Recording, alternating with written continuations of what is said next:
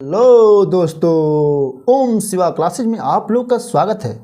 दोस्तों, आज हम लोग पढ़ेंगे अलंकार, जो कक्षा 10 में इम्पोर्टेंट टॉपिक है एक प्रकार का। इसमें हम लोग सबसे पहले अलंकार के बारे में जानेंगे और अच्छी तरह से पढ़ेंगे। अलंकार किस तरह पहचाना जाता है, इसके बारे में हम लोग पढ़ेंगे। दोस्तों, अलंकार काव्य की शोभा बढ़ाने वाले धर्म अलंकार कहलाते हैं। क्या कहलाते हैं? काव्य की शोभा बढ़ाने वाले जो धर्म होते हैं वह अलंकार कहलाते हैं। दोस्तों, अलंकार दो प्रकार के होते हैं। पहला है हमारा शब्दालंकार, दूसरा है अर्थालंकार। शब्दालंकार अर्थात शब्दालंकार जहाँ पर शब्दों के माध्यम से चमत्कार उत्पन्न किए जाते हैं, वहाँ पर हमारा शब्दालंकार होता है। शब्दालंकार के भी भाग हैं, जैसे श्लेष अलंकार, यमक अलंकार, अनुप्रास अलंकार, विप्सालंकार। लेकिन दोस्तों, अर्थालंकार के बारे में हम लोग जानेंगे। अर्थालंकार जहाँ पर अर्थ के माध्यम से चमत्कार उत्पन्न किए जाते हैं, वहाँ पर अर्थालंकार होता है। शब्दालंकार में शब्दों के माध्यम से, लेकिन अर्थालंकार में हमें अर्थ पकड़ना पड़ता है, उसके माध्यम से हम अलंकार पहचानते हैं। इसके भी भेद हैं, जैसे उपमा अलंकार, रूपक अलंकार, उत्प्रेक्षा अलंकार, संदेह, भ्रांतिमान और वगैरह वगैरह। दोस्तों, लेकिन हमें क्लास 10 में केवल उपमा अलंकार, रूपक अलंकार और उत्प्रेक्षा अलंकार ही पढ़ना है। इन तीनों के बारे में हम लोग को अध्ययन करना है।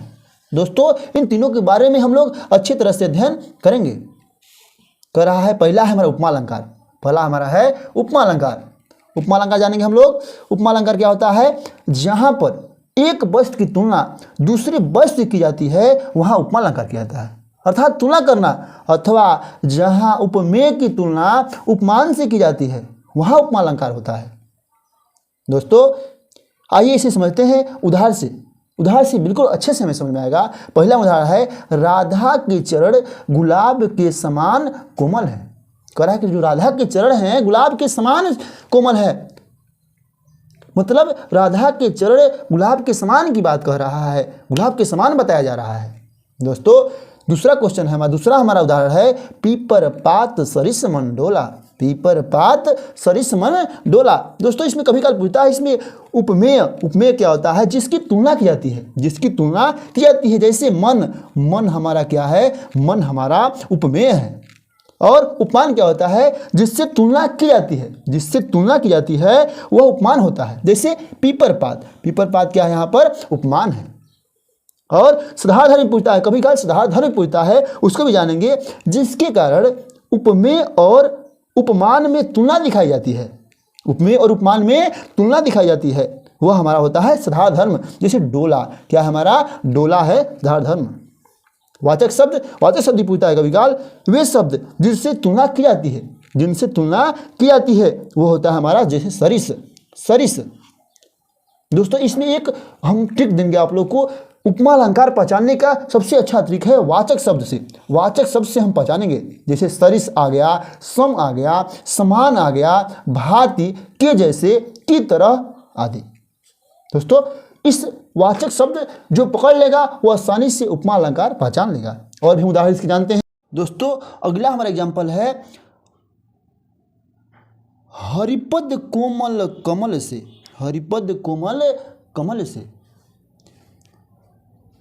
और अगला एग्जाम्पल है, तुम मुख चंद्र सम है। अगला एग्जाम्पल सुनेंगे हम लोग, कोयल से तेरी बोली।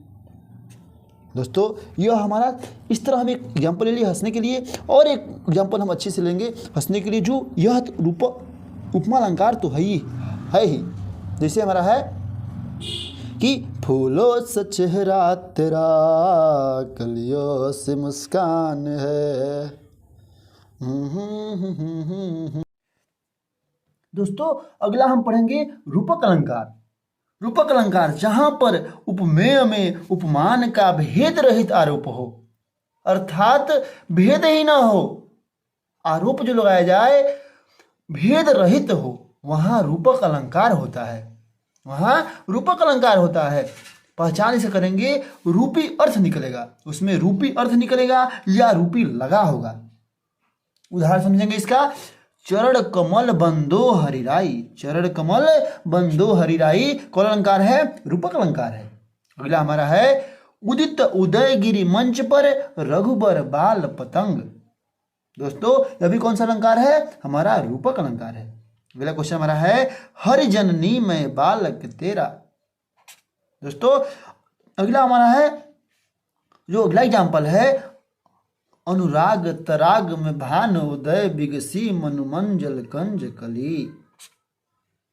दोस्तों अगला हम पढ़ेंगे जो यह हमारे जितने भी थे उदाहरण, ये चारों एग्जाम्पल हमारे किसके थे? रूपक अलंकार के थे, जो आपको ध्यान से पढ़ के जाएंगे। ये मोस्ट इंपॉर्टेंट हमारा उदाहरण है। अगला हम क्वेश्चन अगला पढ़ेंगे हम लोग। तीसरा अलंकार हमारा उत्प्रेक्षा अलंकार है। क्या है? उत्प्रेक्षा अलंकार। जहां जहां उपमेय में उपमान की संभावना किया जाए, क्या किया जाए? संभावना किया जाए। पहला हमारा अलंकार था तुलना किया जाता था, उपमा अलंकार में हम लोग तुलना कर रहे थे, लेकिन रूपक अलंकार में हम भेद रहित आरोप बता रहे थे। वहां पर भेद नहीं था, वहां पर तुलना कर रहे थे। रूपक अलंकार में भेद नहीं था, लेकिन प्रेक्षा अलंकार में हम संभावना प्रकट करेंगे, संभावना प्रकट किया जाए। जहां उपमेय में उपमान की संभावना किया जाए वहां पर उत्प्रेक्षा अलंकार होता है। क्या होता है? उत्प्रेक्षा अलंकार में क्या होता है? संभावना किया जाता है। ठीक है, इसकी पहचान हम लोग को बताएंगे आप लोगों को। यह बहुत ही सुंदर पहचान वाचक शब्द है। यह वाचक शब्द कौन कौन है? मनु मानो जनु जानो, मनु मानो जनु जानो, मानहु जानहु मनहु जनहु जो। दोस्तों ये सब क्या हमारे वाचक शब्द है। क्या है? ये सब क्या है? हमारे वाचक शब्द। एक बार और पढ़ लेंगे इसको। मन मानो जन जानो, मानहु जानहु मनहु जनहु और जो। दोस्तों इसके उदाहरण पढ़ेंगे हम लोग। इसका उदाहरण समझ लिया जाए। चितवने चारु भ्रिकुटी बर बाकी, तिलक रेख शोभा जनु चाकी। दोस्तों ये क्या है हमारा?